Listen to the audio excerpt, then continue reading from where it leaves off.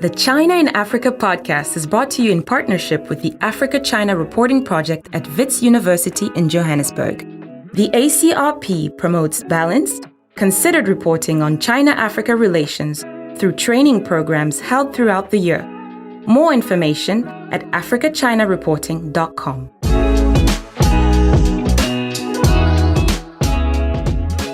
Hello and welcome to another edition of the China in Africa podcast, a proud member of the Sinica Podcast Network. I'm Eric Olander, and as always, I'm joined by China Global South's managing editor, Cobus van Staden, who joins us from Berlin. For the next 3 months, you'll be with us from Berlin. A very good afternoon to you, Cobus. Good afternoon. Cobus, just a quick reminder to everybody, this is your first week in Berlin. What are you doing there? I'm working with a German research institution on a project that looks at comparing Chinese and EU offerings to Africa in relation to green energy transition. Okay, because a lot of our subscribers this week sent some emails saying, because you wrote greetings from Berlin, and everybody's like, what the F is he doing in Berlin? So this is great that you're there. So we're going to get updates from you from Berlin and really try and tap in a little bit more to the Europe-China-Africa dialogue that's going on development, on climate change, on so many of the geopolitical issues, and really want to take advantage of your time in Germany. This week, what we're going to do is we're going to talk about railroads. Now, okay, everybody, don't get turned off by that. It's not a boring subject. The fact is, you cannot understand the China-Africa story unless you understand the critical role that railroads played in the development of the China-Africa narrative, but also to this day. And let me just run you through some news that's come up in just the past few weeks, which will give you a flavor of why this is so important. Earlier this month, the Ghanaian government announced that it finally reached a deal with the Australian mining giant Rio Tinto and a consortium of Chinese state-owned enterprises to build a massive 600-kilometer railway from the huge iron ore mines at Simandou to the Morebaya port on the Atlantic coast. Just to give you a sense of how big this project is, there's going to be 235 bridges that will be built as part of this railway. And it's running through a whole bunch of mountains, and so it's going to require massive tunneling. One of the tunnels they're going to build for this railway is 11 kilometers long. Just imagine the complexity and the cost of doing that. Then over in Nigeria, we learned that Nigerian taxpayers are shelling out, get this, $50 million a year to repay a $500 million China Exim Bank loan that was taken out to build the Abuja Light Rail. Okay, that is great. Lagos has a Chinese-financed light rail. Addis Ababa has one, and Egypt's new capital is also getting one. So Chinese light rails are quite popular in Africa, but here's the problem with the Abuja one. It never happened. The construction stopped 3 years ago as the pandemic was getting underway, and it never started up again. And here's the catch. They borrowed the money from the China Exim Bank, a total of $500 million out of $823 million to pay for this light rail. And the China Exim Bank says, you owe us the money, it's time to pay up. So what an incredible waste of money, but $50 million a year, especially now when times are so difficult in Nigeria, to think that $50 million is just going out for nothing. On a more positive note, Kenya and Uganda are now looking to raise $6 billion of new financing to extend the standard gauge railway from Naivasha in the Rift Valley, and that's in Kenya, all the way to Malaba on the border with Uganda. Now, I think it's phase 3 of the standard gauge railway that back in 2008, the Chinese said, you know what, we don't want any part of this. This is not for us. So they stopped financing it all the way up to Naivasha. But there's been this dream of connecting East Africa, the DRC in particular, Rwanda, South Sudan, all connected with Uganda and Kenya, and even I think connecting up with the Tanzanian standard gauge to have this beautiful rail network. The dream is still there. No one's really sure where they're going to come up with $6 billion.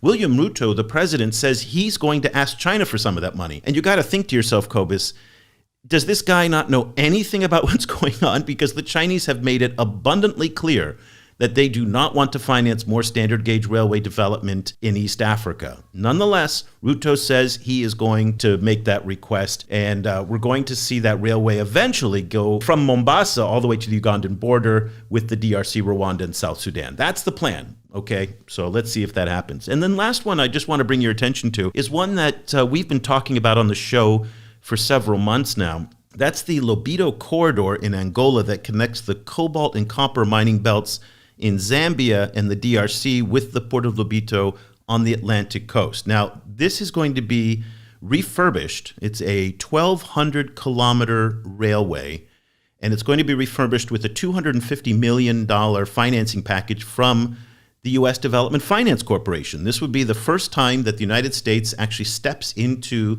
the railway sector in Africa, I think ever. I'm not entirely sure if they've never done it, but certainly in our memory.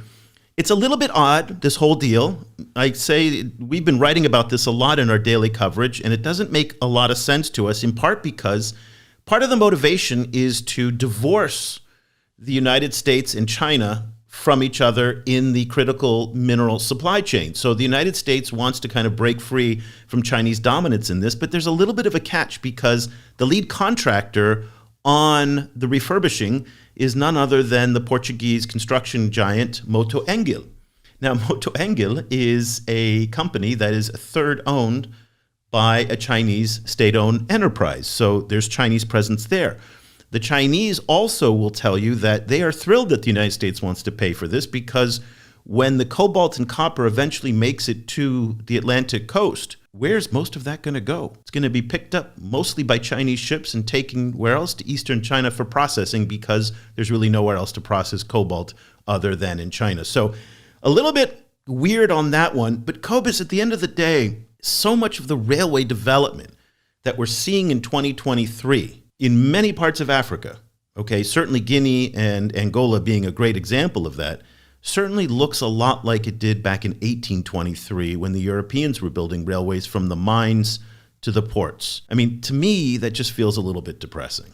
Yes, I think the point that we've made many times has been that in a lot of ways, trying to help African countries to refine those metals in their own countries would be the bigger game changer. But here we are. But at the same time, one also has to say that African countries do really want rail. And, in a lot of ways, railways are kind of a sign of modernity. And certainly the massive expansion of the rail network in China has become one of the most, kind of dominant symbols of Chinese development. And obviously African countries are listening, as are Global South countries in other regions too, where China is also building a lot of rail, for example, in Southeast Asia. In the first place, I think people want to feel modern and they want to feel that they're developing, but there's also a lot of other issues involved in relation to, for example, green transportation and just generally people's right to mobility without having to own a car themselves. And so all of these factors are at play as well in a kind of a narrative of modernization in which China is now exhibit A of rapid modernization.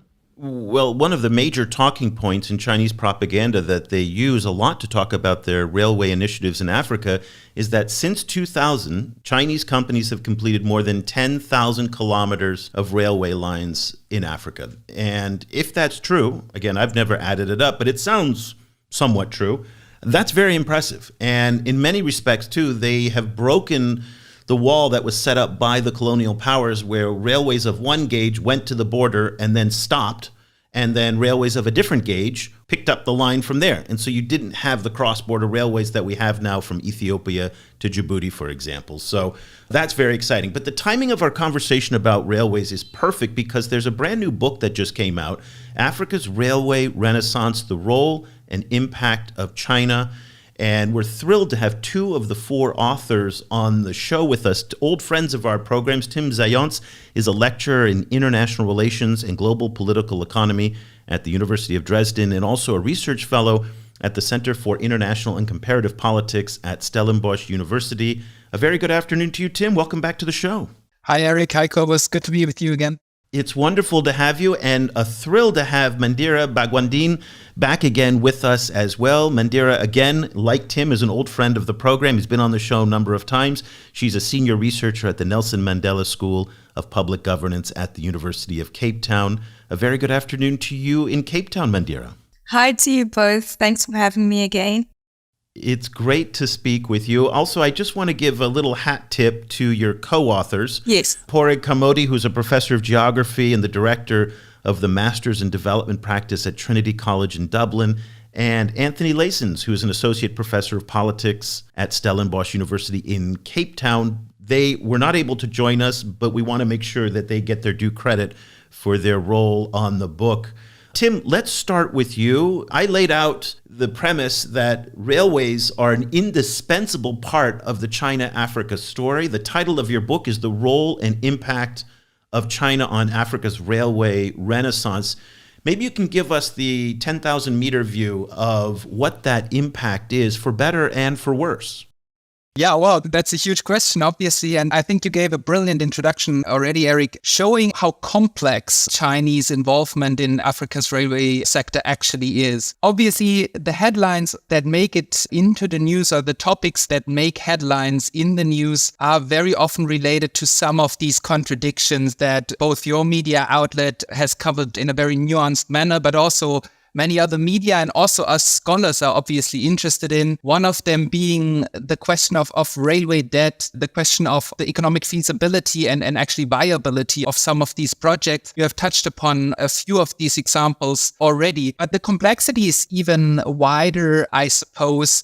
And this is something that we try to investigate in this book, which actually is, as you know, an edited volume. So it is actually not only us four, the ones you introduced, but also several other experts and colleagues of ours who have joined in and who have, in the end of the day, provided a multidisciplinary analysis. So it's not only political scientists or economists. We have had scholars joining who are historians. We have contributors who are anthropologists who have done very, very much micro-level research on some of these projects. And in the end of the day, because you wanted to have a 10,000-meter picture, the finding is in many ways that China's impact and China's role in Africa's railway sector and Africa's railway renaissance, as we call it, is again highly complex. And it is determined and co-determined by actors and factors on various levels of governance. And this goes, as I said, from the micro level all the way to the macro level. At the macro level, obviously, questions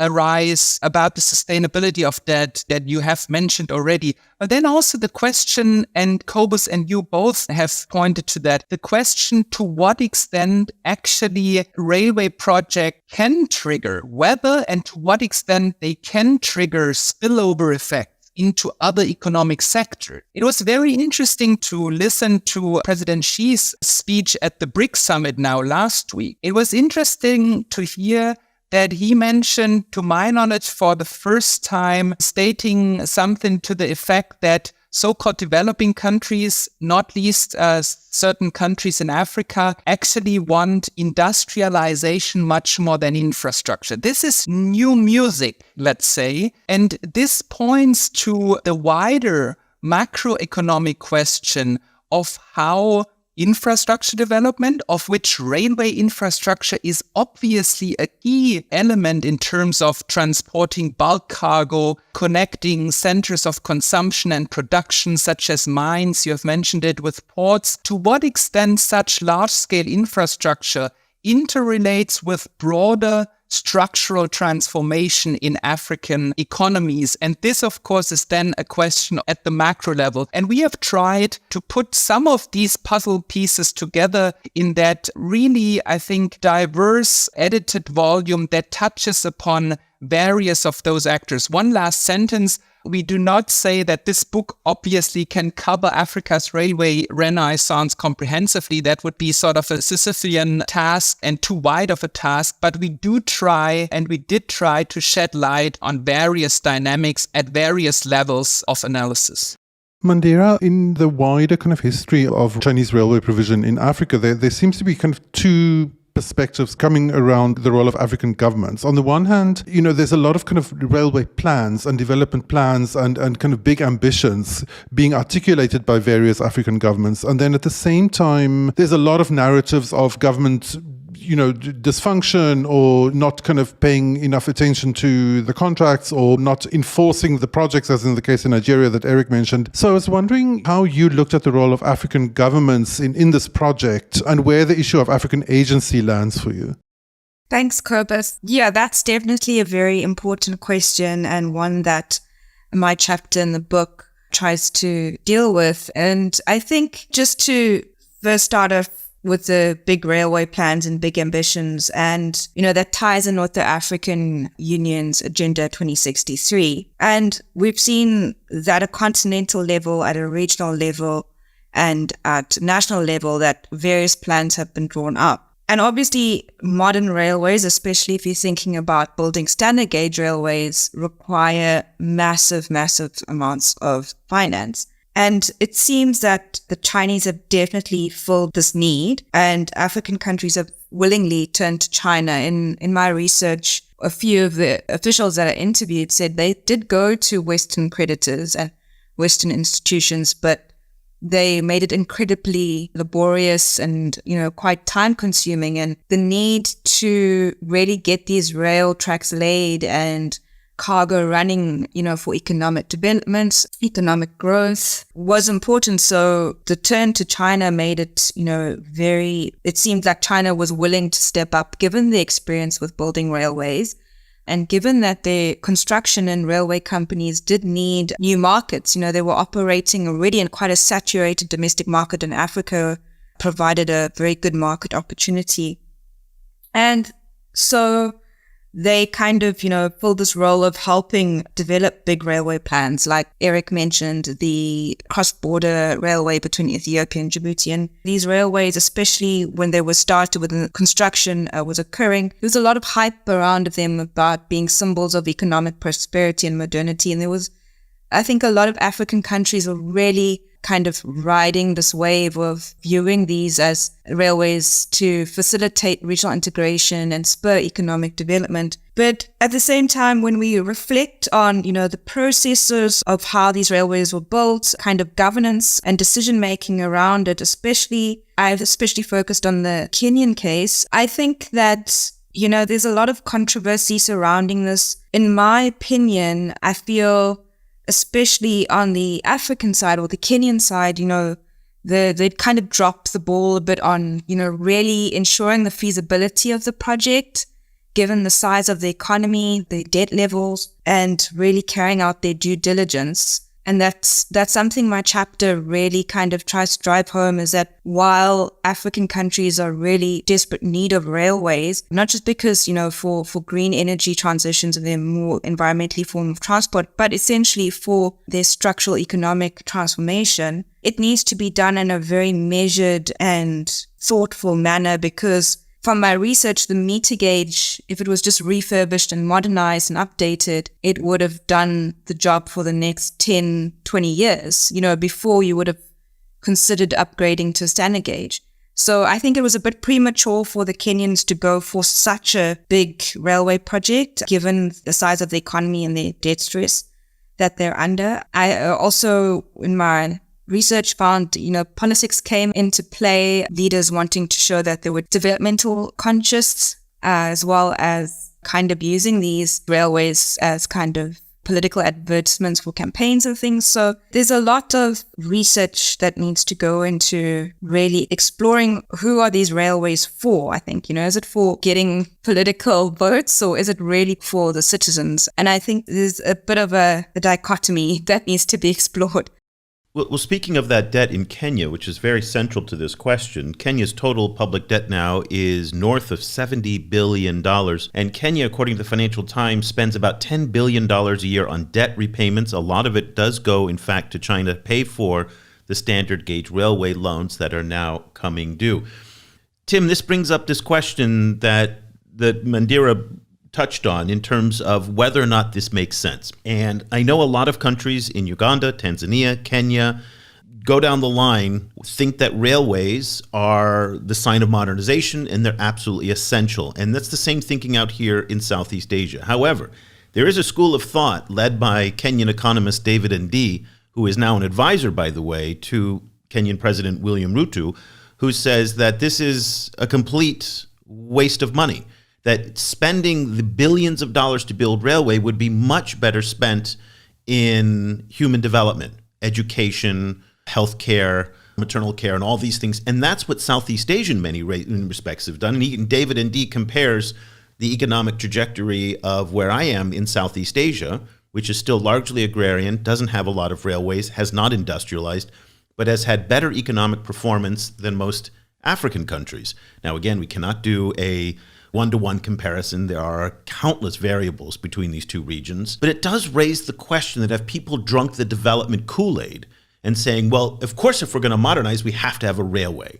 And so then they go out looking for money. The West said, nah, we're not interested in funding railways. The IMF, the World Bank said, nope, not for us either. And there was a time when China said, you want a railway? My gosh, we've got extra capacity, as you guys wrote in your book. We'd love to give you a railway and the loans that come with it.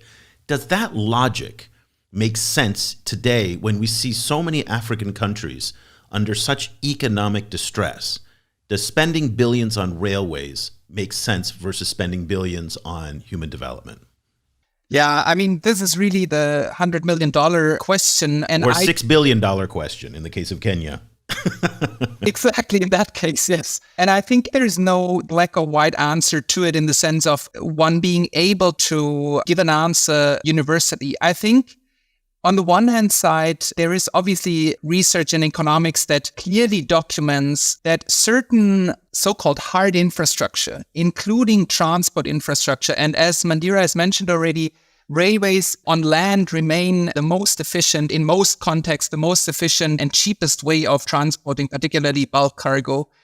The problem I see is that, and this is something that we have seen for the last 10, 15 years with the emergence of what some of our colleagues, Seth Schindler, for instance, at the University of Manchester, has called infrastructure-led development, was that belief that basically if one puts in large-scale infrastructure, including railways, which are obviously, as Mandira mentioned, capital-intensive and expensive, incurring large-scale costs and basically binding large amounts of public budgets, which could be used differently, as you suggest, Eric. There was this belief that basically by putting in large-scale infrastructure, there would be some mysterious spillovers or trickle-down effects and automatic effects in other sectors of the economy. And I think this is where policies need to be evaluated and also corrected in the sense of putting in railways and putting in large-scale infrastructure does not result automatically in diversification of an economy. It needs to be accompanied by industrial policies and also by targeted investment. This investment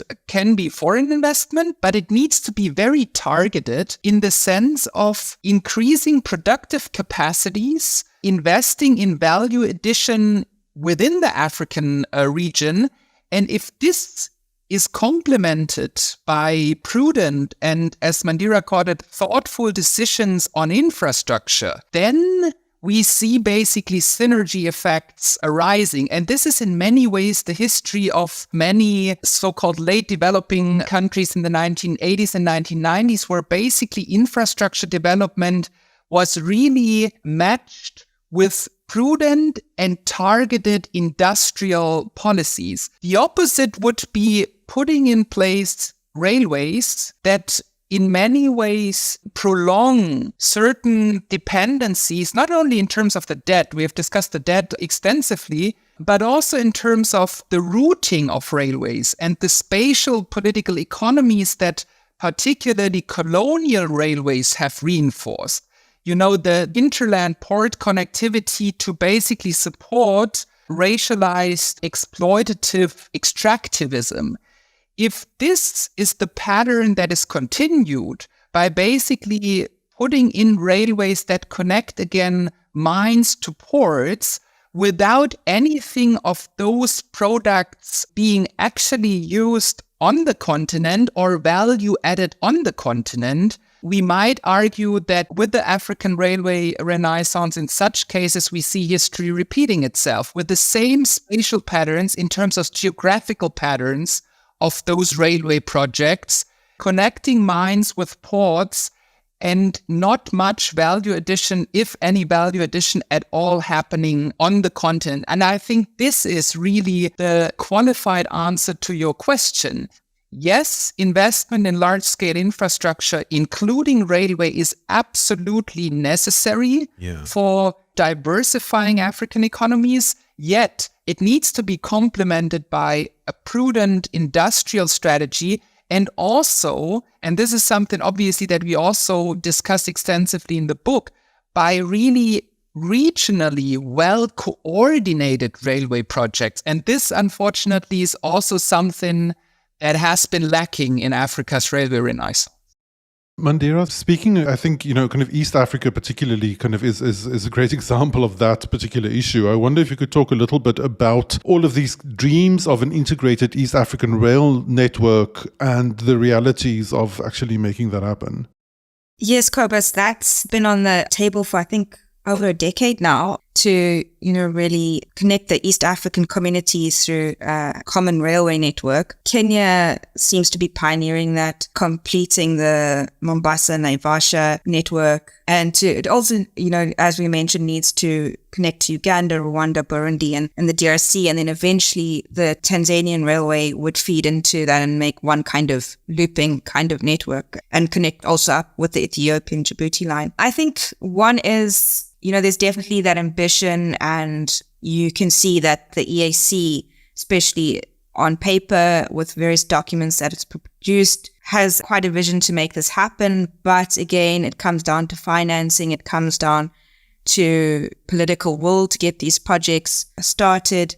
And I think each country is, at different levels of development and kind of economic development. So it seems that it's going to be kind of a patchwork approach. And I think Uganda is waiting for the Kenyan railway to get to the border. Once it sees okay, the project's really reaching us, I think Uganda will kick into action and get funders on board to build its section. So I think it's still there. The dream is still there. And I think they will still be working towards it, but it's just a matter of if, when, and how, I think, are the main questions. Well, let me push you a little bit on this, Mandira, because this is the key issue. Everybody talks about this, but where is the money going to come from? These are multi-billion-dollar projects for countries that simply don't have the capacity to carry that kind of debt. So if that's the case, private investors are not going to come in. These are not profitable ventures. And by the way, just one very quick point, just to follow up on what Tim pointed out in terms of the economic impact. Never listen to anybody from Europe or the United States lecture Africans about the profitability of railroads. Last year, the German government subsidized their railway by 18 billion euros. SNCF in France never makes any money. Amtrak in the United States, Lord knows, is just a hot mess and doesn't make any money. So the fact that these railways are not profitable by themselves is not as Tim pointed out, that's not a disqualifying factor. And again, ignore that criticism that comes from other countries. And even the Chinese, their railways aren't profitable either. Only I think the Japanese are profitable. But let's get to the bottom line here. They have the dream. Who's going to finance it? They can't take out commercial loans. The World Bank and IMF, the new World Bank president has said he's not really that into the major large-scale infrastructure. He wants to finance green stuff. So where does the money come from in reality? Eric, I think you right in what you're saying. They have to be sold as bankable projects. We've had blunders now with the Kenyan railway and the whole debacle around the debt and corruption around that. So I think they'd have to try and really make the financial case for the projects to be bankable. I mean, as it hasn't deterred, like you mentioned, the US and other actors, the Turkish coming in, also actors from the Middle East coming in to fund railways. So it might not be one creditor, but maybe a host or a group of creditors funding a project. And I do think that the Ethiopia-Djibouti railway is starting to really, show some positive signs after a rocky start. So I think if the projects show bankability and they're backed up by thorough feasibility studies and due diligence, I think that, funders could come together. Maybe not one funder, specifically China funding a railway network, but possibly a group coming together to fund the railway. And I do, 100% agree that African economies or governments, they don't have the financial chest to provide subsidies. for these railways. So they do have to show some profitability, and that's going to be tricky to get investors. If you allow me to add there, I think your question is really spot on and very important. And we do see, or we have seen examples, and I guess Tanzania is the best case in point, where a rather pragmatic approach towards railway financiers, but also construction firms, has worked quite well. As you know, the first 3 phases were built by a consortium of this Turkish company and a Portuguese company. And now we have phase 4 and 5 with, again, Chinese construction firms involved.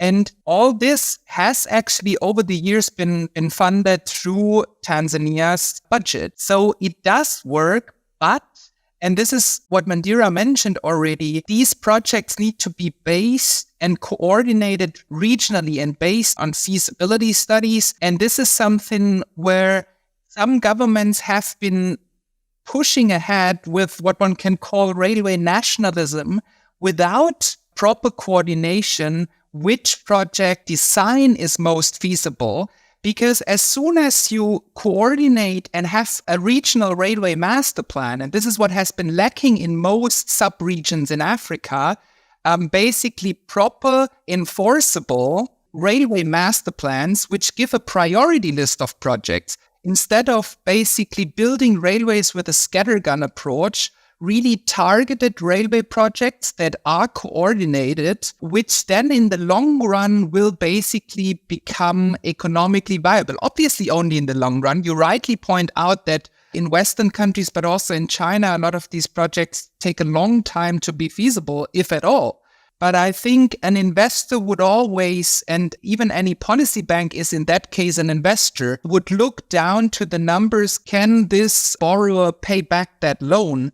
And for that to be the case, these projects actually need to make economic sense and need to basically increase productive capacity as well, or work towards increasing productive capacity, because then basically it does make more economic sense. Just to add what Tim mentioned earlier, like it has to go in tandem with industrial development. Like you can't build these railways and then just expect them to magically make money without having servicing industrial areas or transporting cargo. For them to flourish, they have to be embedded in a kind of a dynamic industrial environment.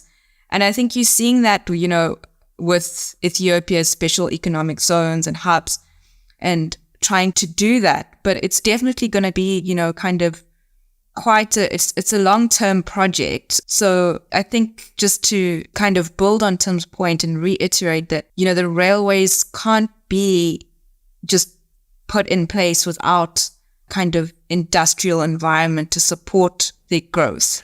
Just as a final question, and you know, I'd love to for both of you to kind of weigh in on this.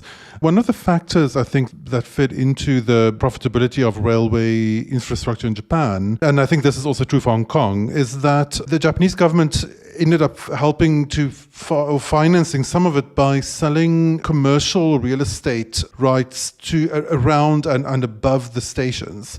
So many of the station buildings in Tokyo are these huge buildings, particularly in Shinjuku, you know, kind of with many floors above and, you know, thousands of shops and frequently also below. And of course, I think that does offer a certain level of, or it does offer an interesting model, but it's also very much based on certain Japanese realities. So both Tim and Mandira, do you see any kind of African specific kind of ways of pulling in other sectors or other ways of fostering local kind of energy to make this kind of sets of infrastructure more profitable?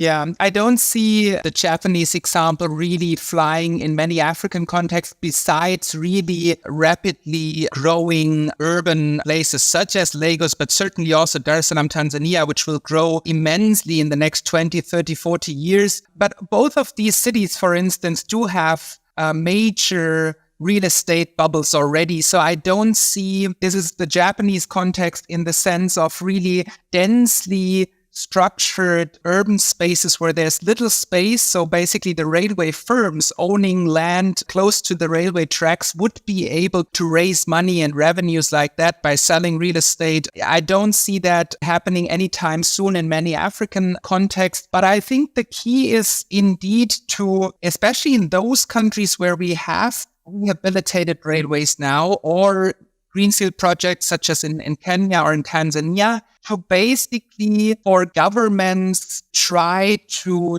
attract really targeted investments in productive capacities. What do I mean by those economist terms? By really questioning, and this depends, of course, on the economic structure of the economy. If we are talking Katanga, DRC, or Zambia, which is obviously very dependent still on mining, the question would be, okay, how can we use the current infrastructure that is in place or new infrastructure to be put in place? How can we use it to attract investments in, let's say, value addition in the mining value chain, for instance, in those countries, or Tanzania, Kenya, in the agricultural sector? So now having these railways in place, which is really a benefit for an investor because investors take their decisions. Do I have access to affordable, reliable bulk cargo means of transportation? So these countries do have that now. And of course, we are still hoping that along the northern corridor beyond Kenya, that this project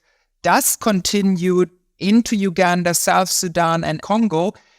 Then it is really up to national governments, but also up to the regional economic communities to incentivize investments along these railway routes by saying, look, you are now with your investment so close to a specific railway line, it becomes really easy to export and import, but also to produce here, to add value here, to do light manufacturing, to do assemblage in our country. So I think now having some of these railways in place, they need to be integrated again in an industrialization strategy and really sort of also used to attract targeted investment. And of course, special economic zones are sort of one methodology that can work. We have also seen they don't necessarily work, but they can work. And having a railway in place is certainly a convincing argument for an investor who is looking for investment outlets. And of course, Chinese firms are interested in moving some light manufacturing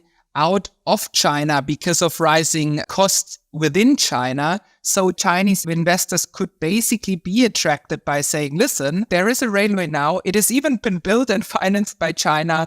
Please come and invest along or close to the railway track. And Mandira, we're going to give you the last word. Yeah, I agree with Tim. I don't think we're going to see, the type of strategy that the Japanese have used. I think what's come out of the discussion is not viewing railways in isolation, but viewing it as part of a coherent industrialization strategy. And I think that a lot of discussion now, especially with the AFCFTA, has focused on, building regional value chains in Africa and connecting them to global value chains. And I think the big plan needs to be, how do we ensure that railways or the use of railways are integrated in building regional value chains across the continent, and which kind of value chains would they best work in? So would it be along the building renewable battery value chains where you need them to move commodities from mines to refineries? So the focus needs to be on, really, how do we make sure that railways don't, suffer the legacy of colonial railways, that these modern railways really are here to serve a long-term purpose. And I think one thing we shouldn't confuse or should not be confused with is there's this focus on, really using high-end technology or top technology that demonstrates modernization. And I think that comes with the ambition to kind of leapfrog or kind of accelerate economic development and industrialization. But I think the railway's function and how well it performs really comes down to it being efficiently governed or managed and effectively run. So we also need to pay attention to, once these railways are done, is like, how do we ensure that they are maintained, well organized, and really do serve their purpose with driving industrialization on the continent. The book is Africa's Railway Renaissance, The Role and Impact of China. It is available on Amazon. You can get it as a Kindle. Cobus, you're going to hear me complain yet again about the lunacy of academic pricing. It's just tragic to me that they do this. $170 for a hardcover book. Oh my God. So I guess if you're in some university library somewhere, I'm hoping that they can have it. The Kindle's at $42, so that's more reasonable. It just pisses me off to no end that this is the way the world works. I know it's not your fault. It's just insidious, though. But two of the authors of this wonderful book, Tim Zayantz, who's a lecturer in international relations and global political economy at the University of Dresden, and also a research fellow at the Center for International and Comparative Politics at Stellenbosch University in lovely Cape Town, South Africa, and Mandira Bagwandeen, who is a senior researcher at the Nelson Mandela School of Public Governance at the University of Cape Town. Tim, Mandira, thank you so much for joining us. Just before we go, one of the traditions that we have on the show is lots of people want to follow up with you and connect with you. Tim, I know you are on X. That sounds weird to say, okay? But let's just go with it. Where can people find you on X? My handle is @TZayantz. Zayantz is a bit complicated, but it's basically TZAJONTZ. Okay. And Mandira, I'm not sure. Are you on social media? I am, but I'm not on X. I have a social media cap. I don't think I can take on X, but you can find me on LinkedIn. Okay. I will put links, and I'm doing this now in the show notes now because everybody was asking me to put the LinkedIn links. So every week now, you'll find the LinkedIn links of all of our guests, including Tim and Mandira. You are a very wise woman, by the way, for not being on X. So I do commend you for that. So Tim, Mandira, thank you so much for taking the time to join us. Congratulations on the book. And it was so wonderful to speak with you again. Thanks, Eric. Thanks, Cobus. Thank you, Eric. Thank you, Cobus. Cobus, I'm so glad that Mandira and Tim brought up this question of regional value chains, because this is something that we hear a lot about coming out of academics and think tanks. But the reality, though, of regional value chains in most parts of Africa is that it is still a fantasy. The fact is that going from South Africa to Berlin, where you are, is easier than it is to go from South Africa to the DRC or elsewhere in many cases, in terms of visas, border controls, and all of the taxation issues. Let's go down the line on different things like that. And African governments have not taken the steps to make it so that, as Mandira pointed out, that you could have a battery metal value chain where country X does the mining, country Y does the processing, and country Z does the exporting. That would be amazing.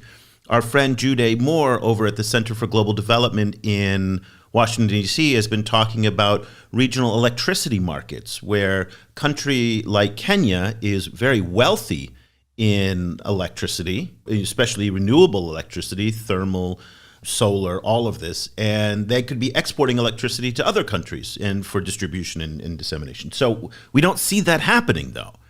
And we don't see the coordination at the regional level to facilitate trade. Yes, the AFCFTA, the African Continental Free Trade Area, is now in effect, but I don't think the reality has changed that much compared to when it wasn't in effect. So what's your take on this question of the regional value chains, the reality versus the hope? I think there's a tension, I think, that characterizes a lot of African development issues between big regional and continental ideas of how things could be, and then the role of individual states and individual politicians within those states as gatekeepers.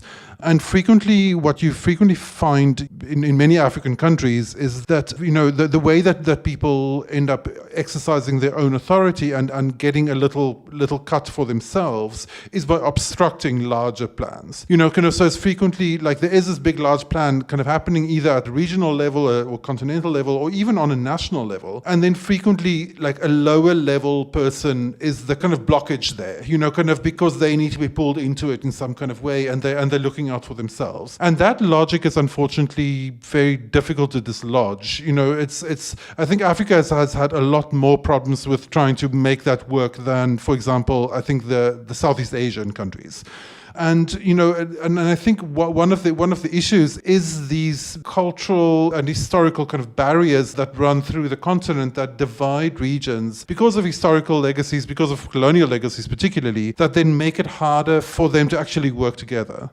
Yeah, so here in Southeast Asia, vehicles are made in Thailand, sold in Vietnam at almost no tariff to move those across the border in any of the ASEAN countries. And so that actually adds an enormous amount of efficiencies in terms of the intra-ASEAN trade, which again is the hope of the AFCFTA, that the barriers to trade internally within Africa will come down, the cost of trade will come down and whatnot. But back to railways, one of the problems in places like Nigeria is that the difficulty of moving goods from point A to point B adds enormous costs to the production. So food, any kind of product for manufacturing and whatnot. And so it's one of the reasons why in such poor countries, you see incredibly high prices for things. And you think to yourself, how can it be this expensive when the cost of living is so cheap? It's because of the inefficiencies and the ability to transport things in the logistics question. So that's one of the rationales behind why we need railways and we need roads, and the infrastructure that the Chinese have been building over the past 20 years is so vital, is because it lowers the cost of production and therefore the cost of goods, and ultimately benefits the society writ large. So I think when we talk about the value of logistics and railways too often in the West, and I'd be interested to hear what the gossip is in Berlin when they talk about these things, they focus on the debt, but they don't focus on the benefits, which is lowering the cost of goods and the ability to move things cheaper, more effectively and more efficiently than what's done today. And I think that's an important part of the discourse that's often missing.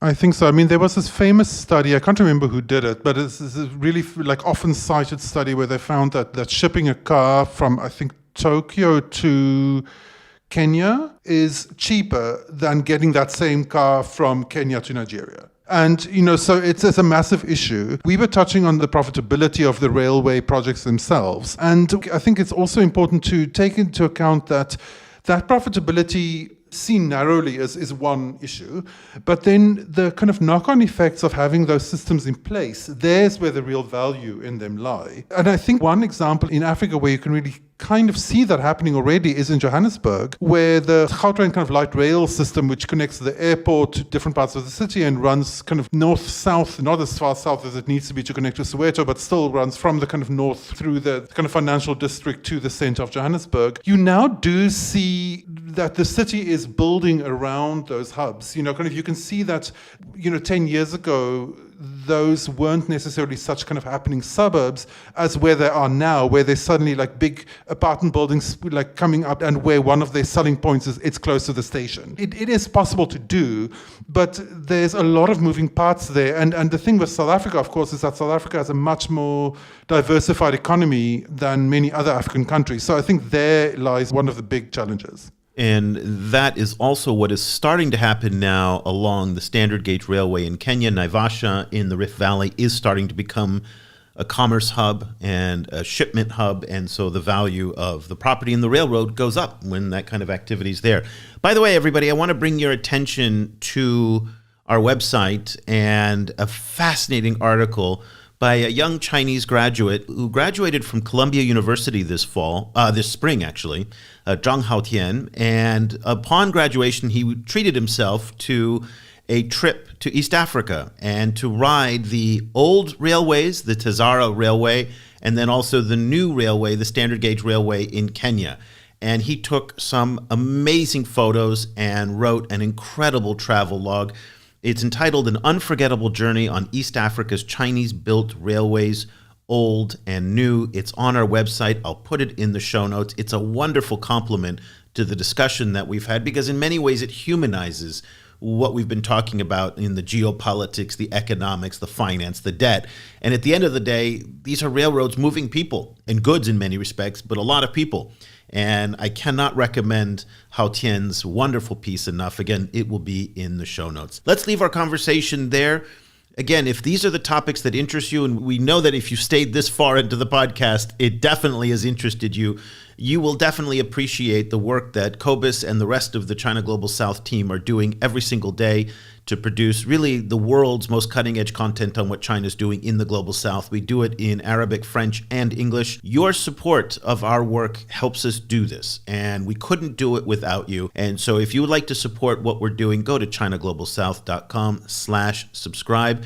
Memberships are very affordable. If you are a student or teacher, we'll give you half off. So just email me for the links, and I'll turn those around to send them to you right away. Eric@ChinaGlobalSouth.com. So Cobus and I will be back again next week with another episode of the China in Africa podcast. Until then, thank you so much for listening. The discussion continues online. Tag us on Twitter @ChinaGSProject and visit us at ChinaGlobalSouth.com. If you speak French, check out our full coverage at projetafriquechine.com and AfriqueChine on Twitter. That's Afrique with a K. And you'll also find links to our sites and social media channels in Arabic.